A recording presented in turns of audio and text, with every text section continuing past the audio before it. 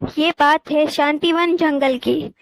यहाँ पर सब पंछी आपस में मिलजुल कर रहते हैं। इस जंगल में लाडो अपने 3 बच्चे सोनू, पीलू और टीलू के साथ रहती थी। लाडो बहुत ही समझदार और होशियार चिड़िया थी। तभी अचानक किसी की आवाज सुनाई देती है। लाडो देखती है कि जंगल के राजा उसके घर पे आए हुए हैं। अरे आप हमारे घर पे क्या काम है बताइए। क्या कोई खतरा तो नहीं आने वाला है हमारे जंगल में? मैं आप लोगों को सतर्क करने आया हूँ कि जंगल में बहुत बड़ा तूफान और बारिश आने वाली है, तो कृपया सब सतर्क रहे। यह बात कह के जंगल के राजा चले जाते हैं। बच्चों, जंगल में बहुत ही तेज बारिश होने वाली है, इसलिए मैं अनाज इकट्ठा करने के लिए जा रही हूँ, इसलिए तुम बाहर मत जाना। जंगल में बहुत ही तेज बारिश आने वाली थी, इसलिए लाडो चिड़िया ने सोचा कि वे बहुत सारा अनाज इकट्ठा कर ले ताकि कोई परेशानी ना हो। अरे लाडो चिड़िया, इतनी जल्दी में कहाँ पे जा रही हो? लाडो चिड़िया ने लीला मौसी की आवाज सुन के उनके पास जाने का सोचा। अरे लाडो, इतनी जल्दी में तुम कहाँ पे जा रही थी? अरे लीला मौसी, आपको पता नहीं है, हमारे जंगल में बहुत ही तेज बारिश और तूफान आने वाला है, इसीलिए अनाज लेने जा रही हूँ। अरे बाप रे, तो मैं भी चलती हूँ तुम्हारे साथ अनाज लेने। और फिर लाडो चिड़िया और लीला मौसी दोनों ही अनाज लेने के लिए चल पड़े।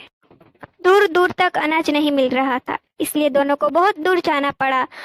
तभी उसको एक अनाज का खेत दिखाई दिया। लीला मौसी और लाडो चिड़िया ने अनाज ले लिया और वे दोनों घर के लिए चल पड़ी। और तभी आसमान में काले काले बादल छाने लगे और तभी बारिश शुरू होने लगी। दोनों जैसे तैसे करके अपने घर पर पहुंच गई। लाडो के बच्चे उसका इंतजार कर रहे थे। बच्चों, तुम ठीक तो हो ना? मैं तुम्हारे लिए अनाज लेकर आई हूँ।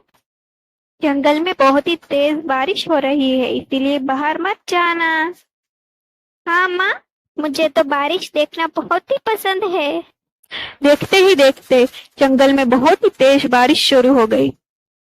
तेज बारिश की वजह से जंगल में बहुत ही पानी जमा हो गया था, जिसकी वजह से कई पंछियों के घर डूबने लगे। घोंसलों के साथ साथ कई पंछी भी पानी में बह गए और कालू कौवे के घर में भी पानी टपकने लगा था।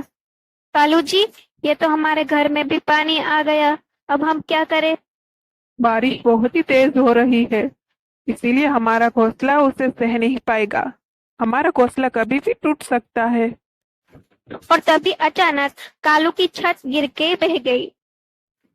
कालू कौवा और उसकी पत्नी तुरंत ही बाहर आ गए। बाहर आते ही उनका घोंसला पानी में बह गया। हे भगवान, अब हम इस बारिश में कहाँ पर जाएंगे? अरे, लगता है कालू भैया का घोंसला पानी में बह गया है। मुझे कालू भैया की मदद करनी चाहिए। और फिर लाडो कालू कौवे के पास आती है। कालू भैया, क्या आपका भी घोंसला पानी में बह गया? हाँ लाडो बहन, हमारा भी घोंसला पानी में बह गया। तो चलिए कालू भैया, आप हमारे घर पे रह लीजिए। कल्लू कौवा और उसकी पत्नी दोनों ही लाडो चिड़िया के घर पे चले गए। देखो बच्चों, हमारे घर पर कौन आया है? तुम्हारा बहुत बहुत शुक्रिया लाडो, हमें अपने घर में लाने के लिए। अब मुझे तो बहुत ही नींद आ रही है, चलो हम लोग सो जाते हैं। और फिर सभी सो जाते हैं। तभी अचानक घर में पानी आने लगा। बारिश इतनी तेज थी कि अब लाडो के घर में भी पानी आने लगा। हमें तुरंत ही बाहर निकलना पड़ेगा, नहीं तो हम इस घर के साथ बह जाएंगे। उन लोगों के बाहर आते ही लाडो चिड़िया का घर भी पानी में बह गया। लाडो चिड़िया सोचती है कि अब वो अपने बच्चों को लेके इस बारिश में कहाँ पर जाए। बारिश का पानी अंदर तक नहीं पहुंचेगा, चलो हम अंदर जाते हैं। अंदर गुफा में और कई सारे पंछी थे। न जाने ये बारिश कब रुकेगी, हमारा तो घोंसला भी टूट गया। हाँ लाडो बहन, हम सबका घोंसला भी टूट गया। जंगल के राजा ने सभी पंछियों के लिए अनाज भेजा था। सभी भूखे पंछी अनाज के ऊपर टूट पड़े। बारिश थी कि रुकने का नाम ही नहीं ले रही थी। बारिश की वजह से ठंड बहुत थी, इसीलिए राजा का पंछी सभी पंछियों को कंबल दे गया। सभी पंछी उसको ओढ़कर सो गए।